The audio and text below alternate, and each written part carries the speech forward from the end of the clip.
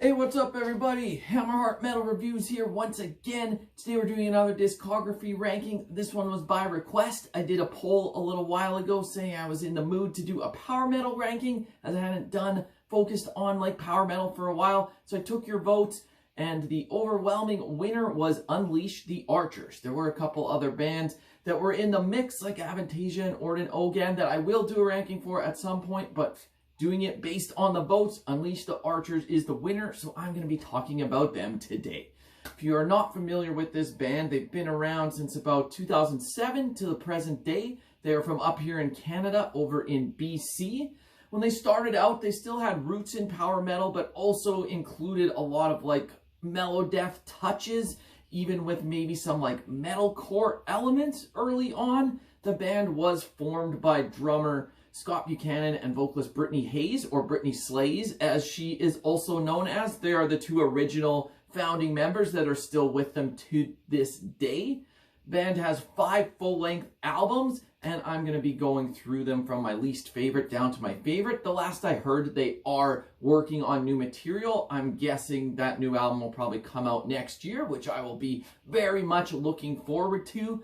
Really, the star of the show here for this band is Brittany's vocals. Like, she absolutely slays, much like her name says. Her vocals are just really strong, and it's just really the showcase of the band. But that being said, the musicianship and songwriting is still really on point as well. Yes, she is probably the focus of the band because her voice is so powerful and so stand out, but it's not to take anything away from the rest of the band. They still rip solos, the musicality's top notch. Their songs are just full of fun, catchy choruses. They just really have done their own thing within the power metal realm, created their own little niche sound, and it's unique, and I really dig them. I've seen them live 3 times, and anytime they roll through town, I will be sure to be there because they put on a great live show. In addition to their 5 full lengths, they also have a couple EPs. I'm not going to be including those in the ranking, but I will say the Defy the Skies EP is definitely worth checking out. It's full of solid songs. But without further ado, let's just get right into this. I'm going to count these down from my least favorite to my favorite. So let's see what order I've got them in. So, coming in last place, in 5th, my least favorite Unleash the Archers album is actually their debut, which came out in 2009, titled Behold the Devastation. So when I'm going back and listening to all these albums, and even before going into this ranking, I knew this one was going to be my least favorite. It's easily my least favorite compared to the rest. It just kind of sounds like they're trying to find their footing here a little bit, trying to forge their sound, and maybe they hadn't quite hit it yet on this album. It's got more of like that melodeath influence with those metalcore-ish kind of harsh vocals in spots, and this album definitely features more of that than any of their other albums do. Like, Brittany still sounds great here. I feel like she would even improve and get better on subsequent albums.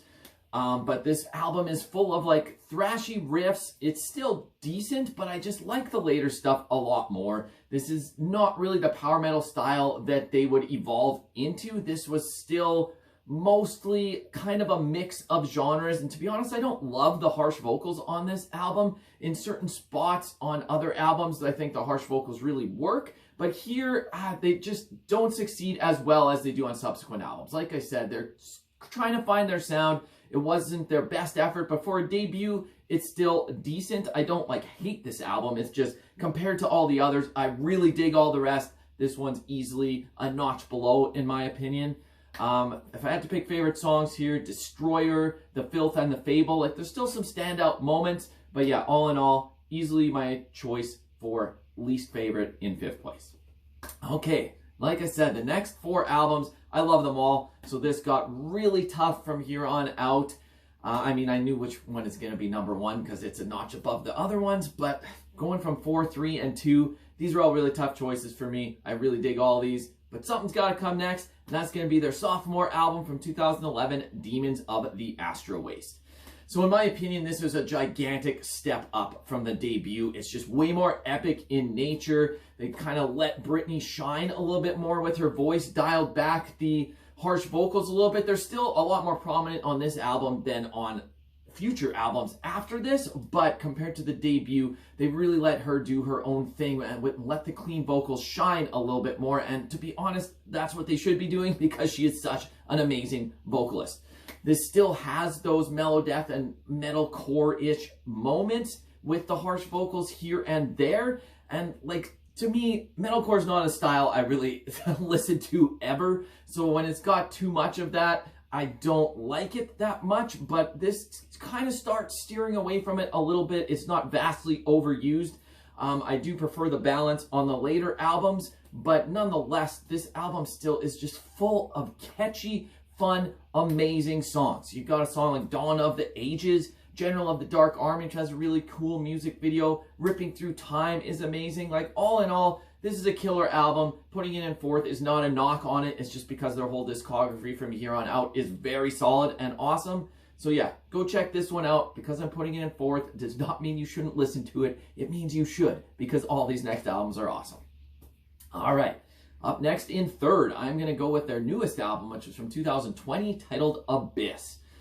So this one saw them pushing their boundaries even further, kind of breaking down the walls between genres, or maybe in the definition of what their sound was previously. Like, I would say no two Unleash the Archers albums really sound exactly the same. They kind of evolved their style on each and every album. And on this one, they really brought in so many different influences that are over top of the base of power metal, but it really expands the sound beyond that. There's like pop elements in some parts. There's traditional heavy metal. You've almost got like album-oriented rock stylings, like arena rock in some parts, and there's even like some black metal blasting as well. But it's all mashed together over top of this base of power metal and the Unleash the Archer sound, and it just really works very well. This is definitely their most eclectic album to date, but it's once again just full of memorable songs. Like, I love the experimentation and the tweaking of their sound. You don't just want to do the same album 5 times in a row. What's the point of that? Change it up a little bit, and that's exactly what they did here, so I applaud them for that. They've still retained enough of their core sound here without going too far out, but they still have changed it to make it interesting and keep you engaged. This is probably their most modern sounding album with the best production. I will almost say that it has a pop sensibility throughout with like how accessible these choruses are, but you're gonna be singing along, and like there's still great, amazing vocals, and the musicianship's really top notch here as well. Even brought in like some keys and synths as well, and it just adds a little bit more to it. Best songs on here: Abyss, Soulbound, Faster Than Light has absolutely amazing guitar shredding and solos. Like, all in all, I'm putting this in third, but this was really a toss-up between this one and the album I'm going to talk about next in second. They're like neck and neck for me. It's really tough to decide which one I actually like more because I love them both. But for today, Abyss is in third. All right, up next in second, I'm going to their third album, which is from 2015, Time Stands Still. So following up from the first 2 albums, this really upped the ante musically. They got a little more mature in the songwriting department and in their overall approach, and I just really dig this album. I loved it when it came out, and I still love it to this day.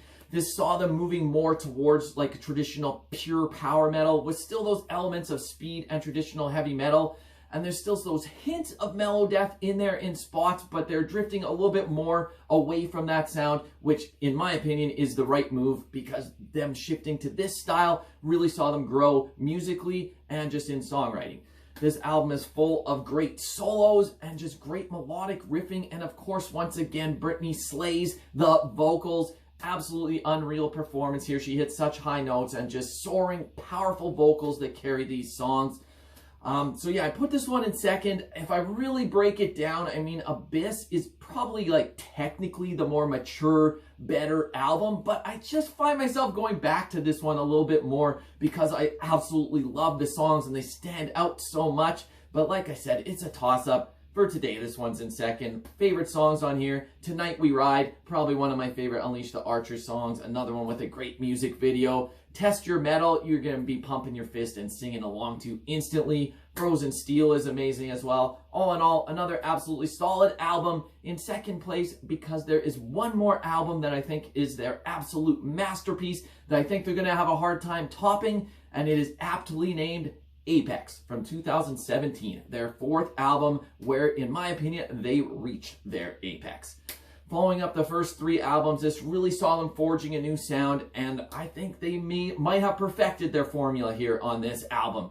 This is mostly, at this point, leaving the Melodeath sound behind. This is almost just pure power metal with like Iron Maiden-esque melodicism incorporated in. The production and sound here was definitely a lot better than their first three albums. It started sounding a little bit better in the production department. Not that I didn't like the production on the previous album, but it just upped it here a little bit more. And just like Britney singing here, just got even better. Like, she just kept growing as a vocalist, and her performance here is unreal. It's just powerful, and it's just so catchy, and it's hard to top this album for this style of power metal. This is just, like I said, this is their apex. It's epic power metal that's glorious and fun, and it's just awesome. Like, her singing on this album, it's just the icing on the cake. All these songs are so good, and then you hit these amazing vocals on top. Like, it's great. This whole album is top-notch. There's no filler here at all. These songs are so sing-alongable. The guitar playing really shines as well, and even the drums. I haven't really mentioned the drums. It's not a knock on the drums. They've been great throughout, but I really found with the better production here, you can really hear them, and it really helps drive these songs. All in all, close to perfect album here for the style. Awesome stuff. If I had to pick favorite songs, Awakening, awesome stuff. Possibly my favorite on the album. The Matriarch, Apex as well, the title track to close it out. Top-notch stuff. Easy choice for me to be in #1 as my favorite Unleash the Archers album. So if you haven't heard the band before, go start with that album. See what you think. Go check out their whole discography. If you have listened to them before, give me your picks down below. Let me know what your favorites are. Rank all 5. These things are just fun to do. Have some fun with it. And until next time, Hammerheart Metal Reviews out.